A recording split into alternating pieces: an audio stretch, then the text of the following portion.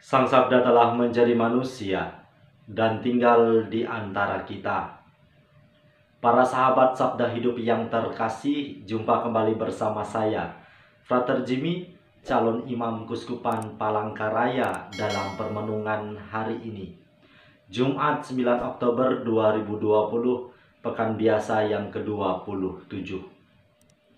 Permenungan kita diambil dari Injil Lukas bab 11 ayat 15 sampai ayat yang ke-26. Mari kita mempersiapkan hati dan pikiran kita untuk mendengarkan dan merenungkan sabda Tuhan. Dalam nama Bapa dan Putra dan Roh Kudus. Amin. Semoga Tuhan beserta kita sekarang dan selama-lamanya. Inilah Injil Tuhan kita Yesus Kristus menurut Santo Lukas. Dimuliakanlah Tuhan. Sekali peristiwa setelah Yesus mengusir setan, ada beberapa orang yang berkata, "Ia mengusir setan dengan kuasa Beelzebul, kepala setan." Ada pula yang mencobai dia dan meminta tanda dari surga. Tetapi Yesus mengetahui pikiran mereka lalu berkata, "Setiap kerajaan yang terpecah-pecah pasti binasa, dan setiap rumah tangga yang terpecah-pecah pasti runtuh. Jika iblis juga terbagi-bagi dan melawan dirinya sendiri, bagaimana mungkin kerajaannya dapat bertahan? Sebab kalian berkata bahwa aku mengusir setan dengan kuasa Beelzebul. Dengan kuasa apakah pengikut-pengikutmu mengusir setan? Sebab itu mereka yang akan menjadi hakimmu. Tetapi jika aku mengusir setan dengan kuasa Allah, maka sesungguhnya kerajaan Allah sudah datang kepadamu. Apabila seorang yang kuat dan bersenjata lengkap menjaga rumahnya, amanlah segala miliknya. Tetapi jika seorang yang lebih kuat daripadanya menyerang dan mengalahkannya, maka orang itu akan merampas perlengkapan senjata yang diandaikannya dan akan membagi-bagikan rampasannya. Barang siapa tidak bersama aku, ia melawan aku. Dan barang siapa tidak mengumpulkan bersama aku, ia mencerai-beraikan. Apabila roh jahat keluar dari manusia, ia mengembara di tempat-tempat tandus mencari perhentian. Dan karena tidak mendapatkannya, ia berkata, "Aku akan kembali ke rumah yang telah kutinggalkan itu." Maka pergilah ia dan mendapati rumah itu bersih, tersapu, dan rapi teratur.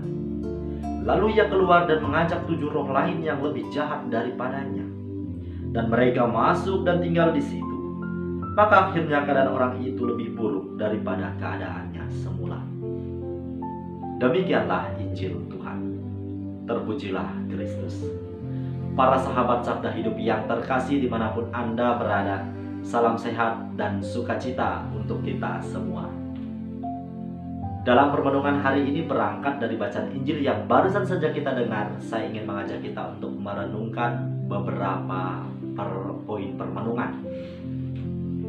Kita telah mendengar bersama cerita ketika Yesus menyembuhkan orang-orang yang kerasukan setan.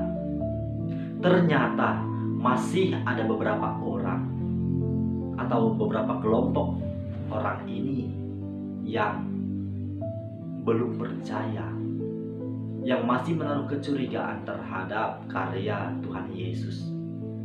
Bahkan lebih parahnya, mereka menuduh Yesus melakukan itu semua dengan bekerja sama bersama kuasa setan atau Beelzebul. Poin permenungan pertama yang hendak saya bagikan ialah bahwa ciri-ciri orang yang hidupnya dikuasai oleh kegelapan,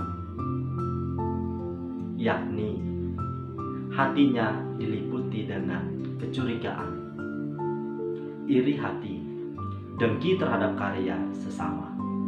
Maka apa yang dialami oleh Yesus dalam cerita Injil pada hari ini sekiranya menjadi gambaran bagi kita bahwa apabila hidup kita diliputi dengan sikap yang senantiasa curiga terhadap kehidupan orang lain, apalagi menaruh iri hati, jelas tanda-tanda kegelapan menguasai diri kita.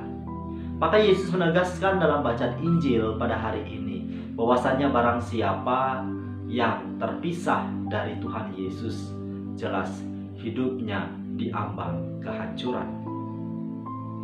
Maka sebaliknya, apabila kita semakin mempererat hidup kita di dalam Tuhan Yesus, sekali-kali kita tidak akan pernah dihantarkan pada ambang kebinasaan. Para sahabat Sabda Hidup yang terkasih, setan ada di mana-mana. Ungkapan ini seringkali saya dengar dalam praktek kehidupan sehari-hari.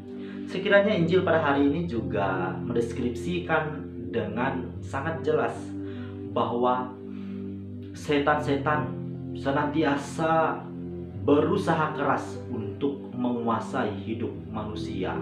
Bahkan digambarkan dalam Injil tadi, orang yang hidupnya sudah bersih, hatinya yang sudah bersih, tetapi setan tetap berusaha untuk memasukinya, bahkan dengan membawa rombongan setan lebih banyak lagi dan dahsyat kekuatannya.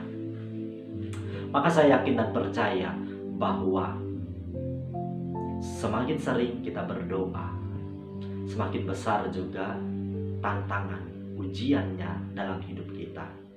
Karena apa? Karena dengan cara yang demikianlah iman kita semakin dimurnikan, iman kita semakin diuji. Apakah kita sungguh sanggup bertahan, berjuang, berproses bersama Tuhan Yesus? Tapi yakin dan percayalah bahwa janji Tuhan masih tetap sama. Ia akan memberikan kita kekuatan. Ia akan menyertai pesiaran hidup kita sampai pada akhir zaman, dengan satu syarat: kita tidak pernah melepaskan diri dari Dia.